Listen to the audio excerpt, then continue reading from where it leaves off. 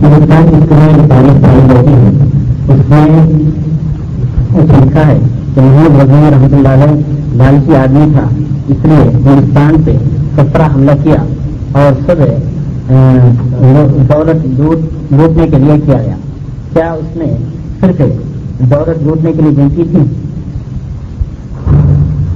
یہ شہاب الدین غوری کے بارے میں نہیں کہا جاتا، بلکہ یہ محمود غزنوی کے بارے میں کہا جاتا ہے، اور یہ کس قدر جھوٹ ہے اس کا اندازہ آپ اسی سے کر لیجئے کہ پہلی جنگ ہوئی وہ تپہ غزنی میں ہوئی، اور تپہ غزنی جو ہے وہ تو افغانستان کا غزنوی حکومت کا حصہ تھا، تو وہ کیسے اس نے حملہ کیا؟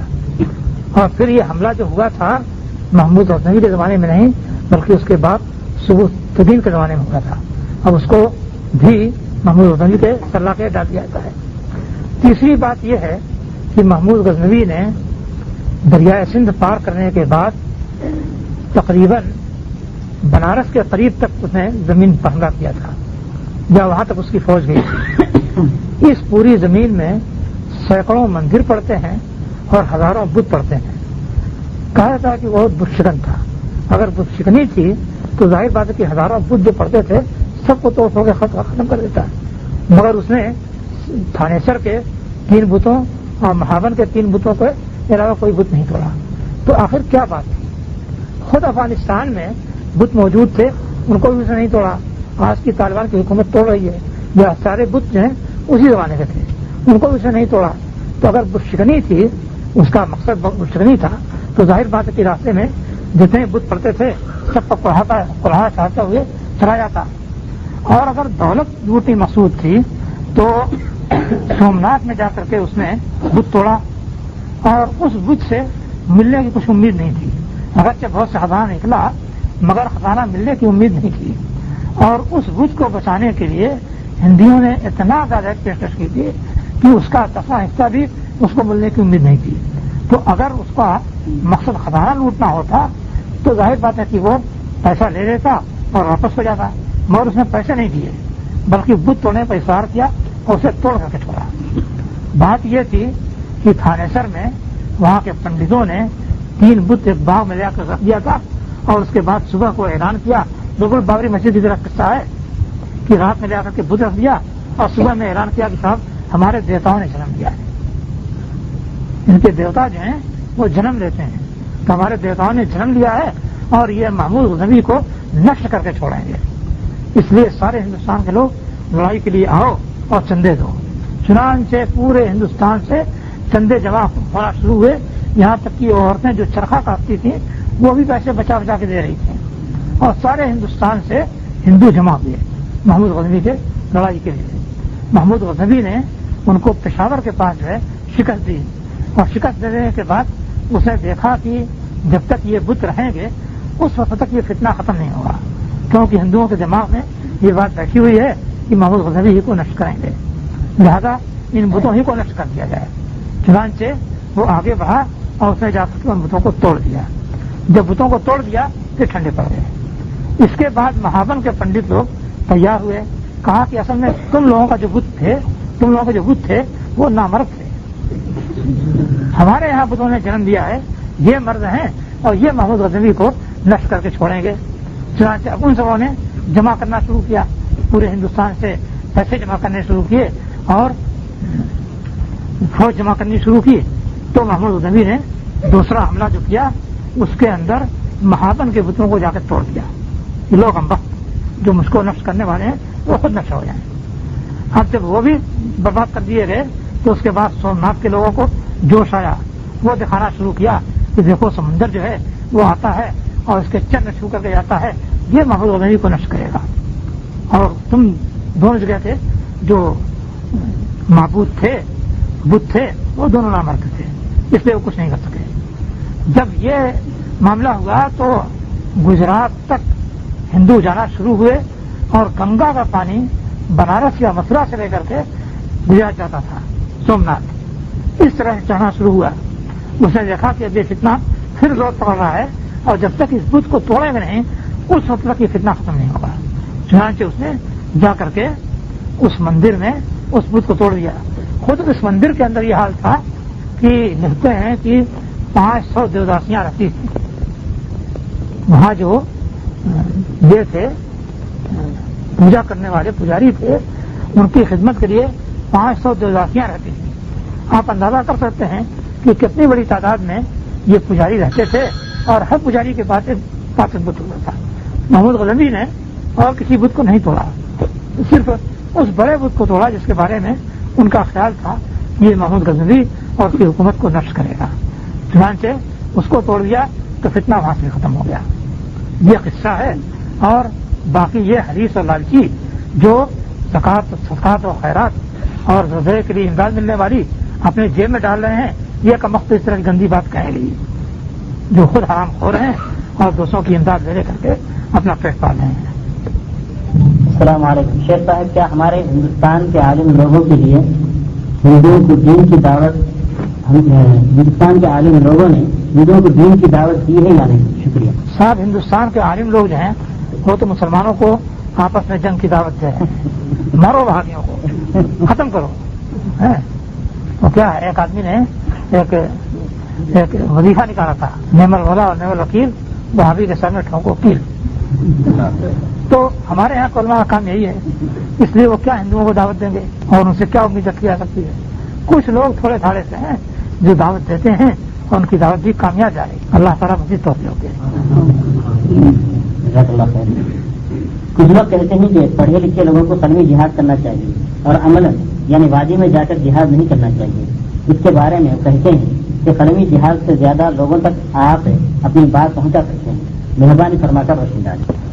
قلمی جہاد کرنے والے کتنا پہنچا سکتے ہیں اس کا اندازہ کر لیجئے کہ جو ناول لکھنے والے ہیں اور جو فوش کلام لکھنے والے ہیں اور جو اس طرح کی چیزیں رکھنے والے ہیں، آج ان کی باتیں ہر طرح چاہیے اور آپ کے قلمی جہاد کا کوئی اثر دکھائی نہیں کر رہا ہے.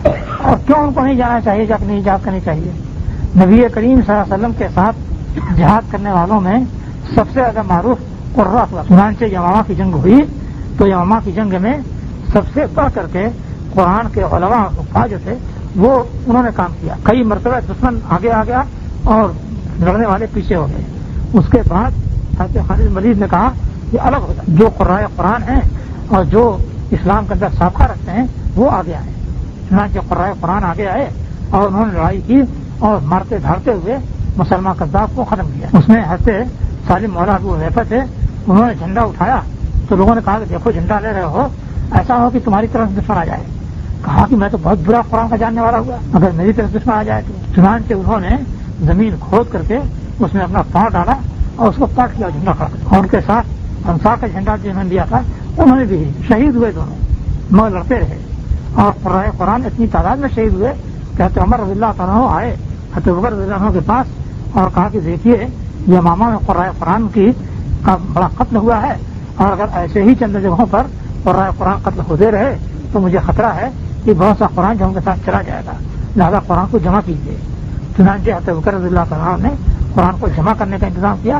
اس کی بنیاد یہی تھی کہ قرآن جو تھے اہل علم جو تھے وہ جہاد میں سب سے آگے آگے تھے اور میدان میں بھی قتال میں بھی سب کے اندر بھی سب سے آگے ہوتے تھے. ہمارے گاؤں میں کافروں اور مسلمانوں کا جھگڑا بہت ہوتا ہے اور ہر عید میں جھگڑا کرتے ہیں. کیا کافروں کو تلوار سے مار سکتے ہیں؟ معلوم کر. سوال، ہندوستان میں کیسے جہاد کریں معلوم کرائیں. صاحب اس کے لیے کچھ اصول ضابطے ہیں. جو لوگ جہاد کرتے ہیں ان کے پاس آپ جائیں تو وہ بتائیں گے کہ آپ کو کیا کرنا چاہیے کیا نہیں کرنا چاہیے، کس راستے سے چلنا چاہیے اور کس طریقے سے درست کرنا چاہیے. اب یہ جلسے میں بتانے کی باتیں نہیں ہیں، بلکہ یہ چیز جا کر کے ٹریننگ سینٹر میں سیکھنے کی چیز ہے. بہت سے لوگ کہتے ہیں عالم لوگ ہندوؤں سے ابھی نہیں لڑنا چاہیے، ابھی ہمیں ان کو دین کی دعوت نہیں دی ہے، ہمیں توحید سے کام کرنا ہے، جبکہ جن ہندوستان میں ہماری عزت و مال سب برباد کرنے لگے ہیں، کرنے کے بلے بھی ہیں. ہندو لوگ ہمیں کیا کرنا چاہیے؟ صاحب جہاد تو نبی صلی اللہ علیہ وسلم نے فرض کیا اور فرمایا کہ جہاد ماضی ہے القیام ہے، جہاد قیامت تک جاری رہے گا. لا یخفو جور و جائر ولا عادل، اس کو نہ ظالم کا ظلم روک سکتا ہے نہ عادل کا عدل روک سکتا ہے. اس لیے جہاد کا حکم تو قائم ہے.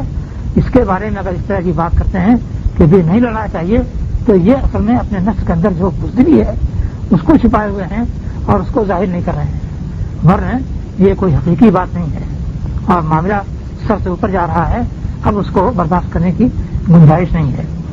باقی رہا دعوت کا معاملہ، تو دعوت کا معاملہ آپ زبانی بھی دے سکتے ہیں، تحریر سے بھی دے سکتے ہیں، اور آپ کا وجود جو ہے خود دعوت ہے۔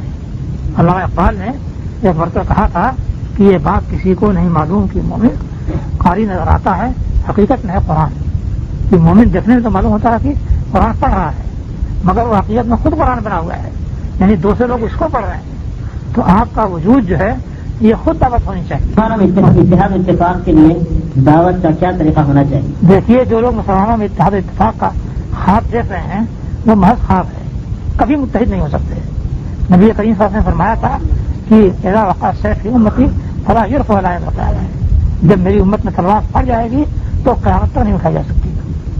تو تلوار جو پڑ گئی، حضرت عثمان رضی اللہ تعالیٰ کو شہید کیا گیا، اس وقت سے جو تلوار پڑی ہے تو اب تک پڑی چلی جا رہی ہے۔ اس لیے اس انتظار میں رہنا کہ مسلمان پہلے متفق ہو جائیں اس کے بعد کوئی کام کریں، یہ تو غلط انتظار ہے۔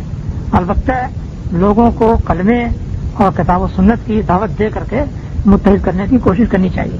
جتنے لوگ آ جاتے ہیں ٹھیک ہے، نہیں آتے ہیں ہدایت کے راستے پر۔ یوم محشر یعنی حشر کا میدان کس جگہ لگایا جائے گا؟ سنا ہے اللہ تعالیٰ کا عرش سے جبل رحمت پر اتارا جائے گا، اور سب مساجد کے بارے میں بھی بتائیے۔ دیکھیے، یوم تبدل الارض غیر الارض والسماوات، جس دن کی زمین کو دوسری زمین سے بدل دیا جائے گا اور آسمانوں کو بدل دیا جائے گا، تو حشر کے دن تو زمین ہی بدل جائے گی، اس لیے کون سی جگہ بتائی ہے کہ وہاں پر محشر ہوگا؟ ظاہر بات ہے کہ یہ زمین نہیں رہے گی، نئی زمین رہے گی اور اس میں کوئی بھی جگہ حشر ہو سکتا ہے۔ جبل رحمت پر عرش کے اترنے کی بات یہ صحیح نہیں ہے۔ اسی طریقے سے سارے مساجد جو ہیں یہ بعد میں لوگوں نے بنا لیا ہے، جہاں پر نبی کریم صلی اللہ علیہ وسلم قیام فرما تھے جنگ خندق کے زمانے میں، لیکن جنگ خندق کے زمانے میں صرف وہیں آپ مقیم نہیں تھے جہاں پر کس طرح مسجدیں بنائی گئی ہیں، بلکہ وہاں سے لے کر کے سارے مطار کی طرف آتے ہوئے پہاڑ کا ایک حصہ جو آگے کو پھیلا ہوا ہے وہاں تک موجود تھے۔